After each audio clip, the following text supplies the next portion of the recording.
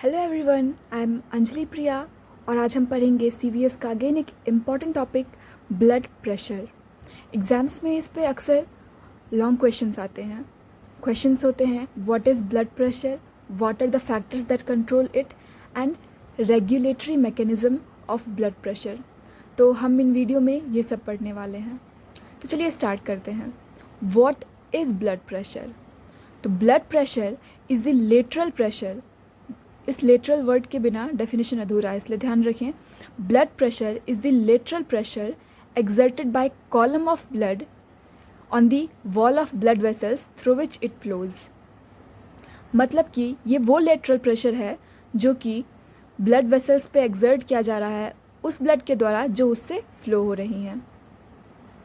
तो blood pressure के components देखते हैं कि ये कितने तरह के होते हैं। कंपोनेंट्स ऑफ ब्लड प्रेशर, तो देयर आर 4 components.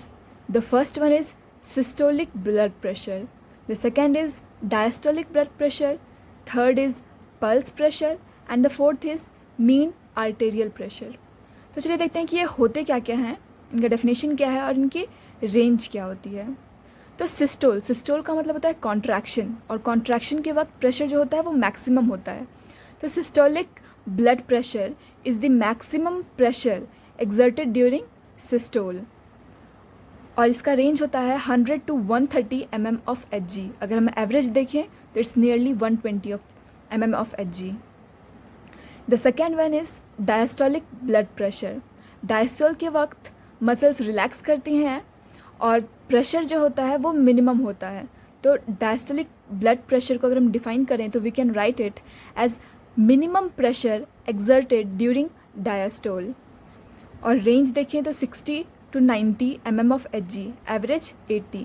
तो सिस्टोलिक और डायस्टोलिक को अगर हम देखें तो सिस्टोलिक मैक्सिमम प्रेशर है और डायस्टोलिक मिनिमम प्रेशर है। सिस्टोलिक सिस्टोल फेज में देखा जाएगा और डायस्टोलिक ऑब्वियसली कि डायस्टोल फेज में देखा जाएगा। The third one is pulse pressure. ये होता है difference between systolic and diastolic blood pressure. Systolic maximum pressure होता है और डायस्टोलिक मिनिमम प्रेशर होता है। इस मैक्सिमम और मिनिमम के बीच का जो डिफरेंस होता है उसे हम कहते हैं पल्स प्रेशर।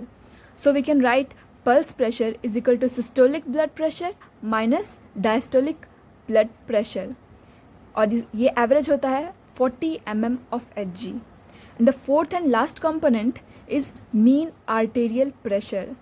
मतलब ये एवरेज प्रेशर है जो प्रेजेंट होता है थ्रू आउट कार्डियक साइकिल। अगर हम एक कंप्लीट कार्डियक साइकिल को देखें तो उसमें एवरेज प्रेशर क्या होता है उसे ही हम कहते हैं मीन आर्टेरियल प्रेशर। अगर हम इसका फॉर्मूला देखें कि ये क्या होता है तो mean arterial pressure is equal to diastolic blood pressure plus 1/3 of pulse pressure. तो mean arterial pressure is equal to diastolic blood pressure plus 1/3 of pulse pressure, और इसका रेंज होता है 95 to 100 mm ऑफ Hg। तो हमने देखा blood pressure क्या है, उसके कंपोनेंट्स क्या हैं। अब हम देखेंगे कि कौन कौन से फैक्टर्स हैं जो ब्लड प्रेशर को कंट्रोल करते हैं। तो फैक्टर्स कंट्रोलिंग ब्लड प्रेशर। एक यंग हेल्दी एडल्ट में ब्लड प्रेशर जो होता है वो 120/80, ये 120 सिस्टोलिक ब्लड प्रेशर है और 80 डायस्टोलिक ब्लड प्रेशर है, इतना होता है। और अगर ब्लड प्रेशर 140/90 से ज़्यादा हो गया मतलब एक एबनॉर्मल कंडीशन है। तो सिंस ब्लड प्रेशर जो है वो फंक्शन होता है प्रोडक्ट ऑफ कार्डियक आउटपुट और टोटल पेरिफेरल रेसिस्टेंस। फॉर्मूला देखें तो blood pressure is equal to cardiac output into peripheral resistance.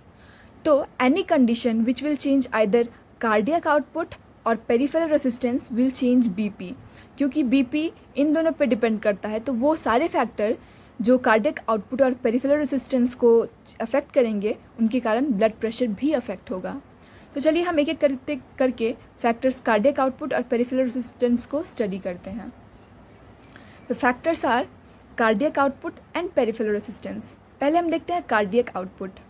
अगर कार्डियक आउटपुट बढ़ता है तो ब्लड प्रेशर भी बढ़ जाएगा, और कार्डियक आउटपुट किस पे डिपेंड करता है?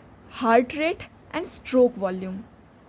तो अगर हमें ब्लड प्रेशर बढ़ाना है तो कार्डियक आउटपुट बढ़ाना पड़ेगा, और कार्डियक आउटपुट को बढ़ाने के लिए हम हार्ट रेट और स्ट्रोक वॉल्यूम को अल्टर करेंगे।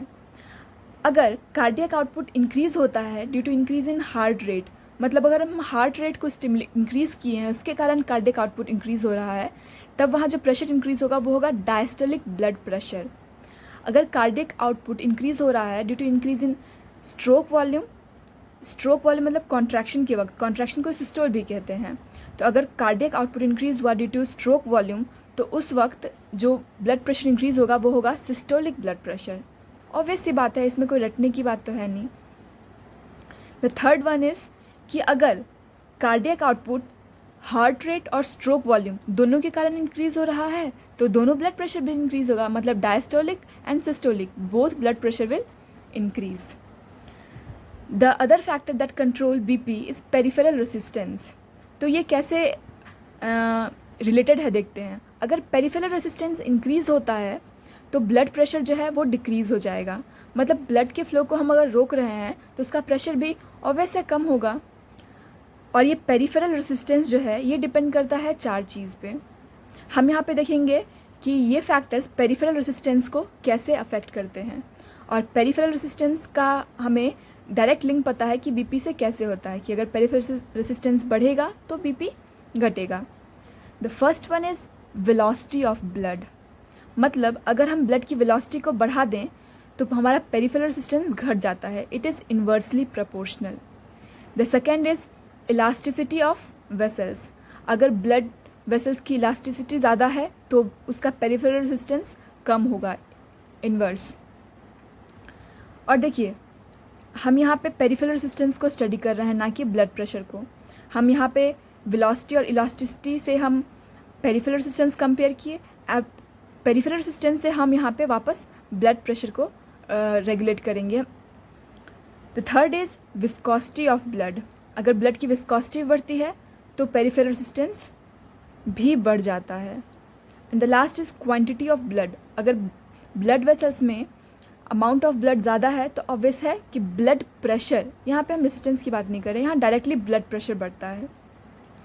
तो फैक्टर्स जो अफेक्ट करते हैं ब्लड प्रेशर को वो है कार्डियक आउटपुट और पेरिफेरल रेसिस्टेंस। हमने इनका डायरेक्ट लिंक देखा, और इनको कौन अफेक्ट करता है हमने उसका डिस्क्रिप्शन देखा। तो आई होप सो आपको वीडियो अच्छी लगी हो और आपका कॉन्सेप्ट क्लियर हुआ हो। अगर कुछ समझ नहीं आया, कोई डाउट है, कोई प्रॉब्लम है, then please ask, and thanks a lot for watching.